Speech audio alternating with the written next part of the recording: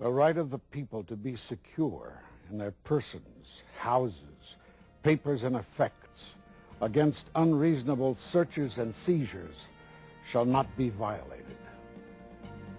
This is from the Fourth Amendment to the Constitution.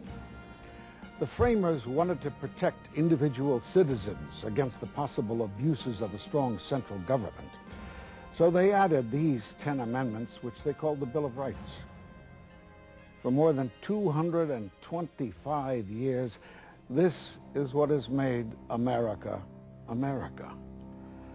Then, in the wake of September 11th, virtually without debate, Congress passed and the President signed the ironically named USA Patriot Act. And with the stroke of a pen, more than 2 centuries of constitutional protections were swept away. Today, our government has powers over its citizens that in the past we would have expected to see only in a dictatorship. And they are pushing for more. We don't need to be snooping into people's private lives. I don't want to know what anyone's reading. I don't want to know what any videos somebody's watching. I don't care what somebody's doing in their bedroom. I don't care what library they go to. I want to make sure that people have a nation that they can trust and that trusts them. What can you do? You can stand up and be counted.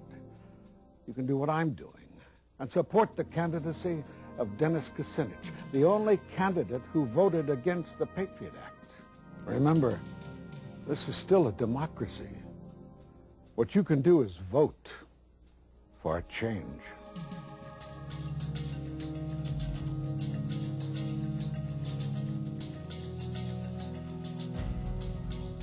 I support a woman's right to choose. I believe that it's not simply about the right to choose, but it's about a woman's role in society as being free and having agency and having the ability to make her own decisions. That a woman can't be free unless she has this right. Now, I wasn't always there, but I got there with the help of a lot of women who opened up their hearts and explained to me that you ought to listen to this and you ought to be ready to take a stand on this. And so I want to work to make abortions less necessary. That means sex education and birth control. I want to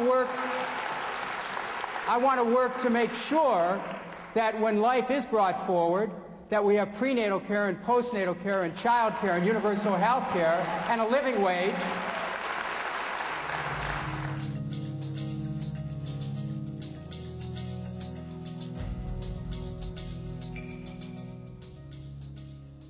Did you know that America is the only industrialized nation that does not have publicly financed national health care?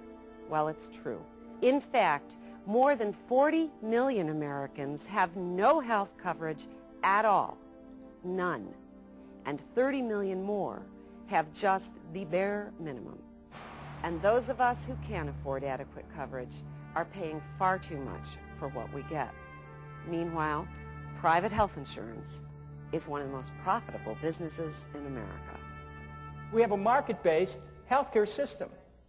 And so if you can afford it, you can get the care. But if you can't afford it, you don't get the care. And more Americans, especially Americans who do work, are finding that they don't have the coverage which can get them the care they need.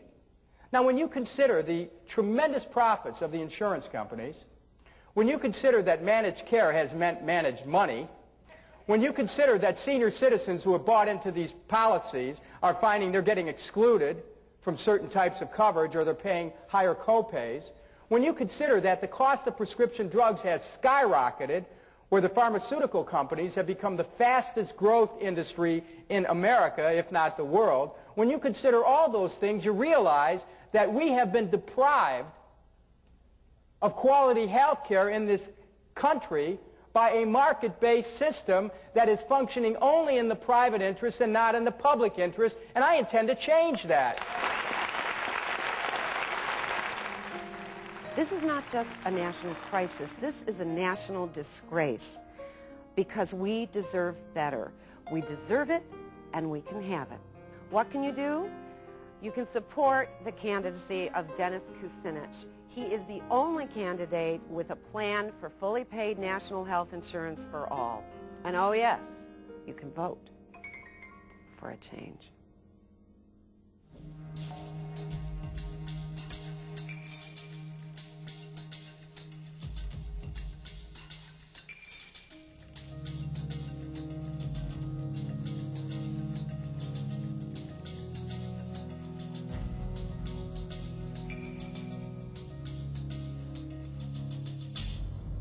The reason why I'm running for president is because I think that America has a role in the world in working with the community of nations.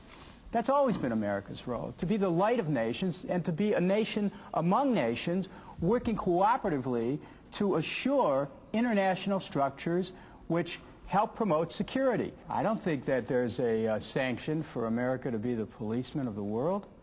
That could get very expensive. It's going to be very expensive being the policeman in Iraq. And it's going to get very expensive if this administration carries out its whims about an axis of evil and starts to target Iran and North Korea and even Syria as well.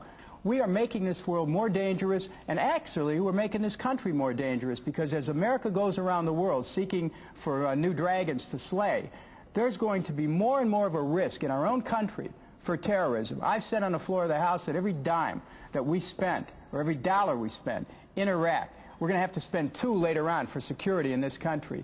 We can achieve international security working with the world community. And I think that when you understand that after 9/11, we have the sympathies of the world, it just doesn't make sense that we would go on our own, attack Iraq, which had nothing to do with 9/11, and then find ourselves in a position where we're going to have to pay dearly for years to come in order to maintain a presence in that region.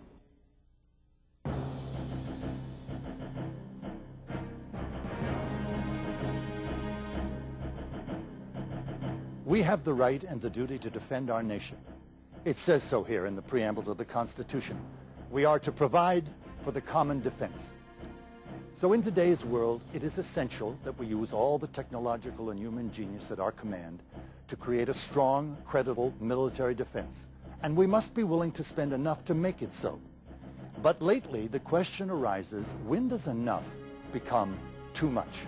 Is it when the Pentagon bureaucracy becomes so bloated that more than $1 trillion can go unaccounted for and hardly anyone notices? That's right, $1 trillion. That's $1,000 billion. America has billions to destroy the health of the people of Iraq, but no money for health care for 41 million uninsured Americans?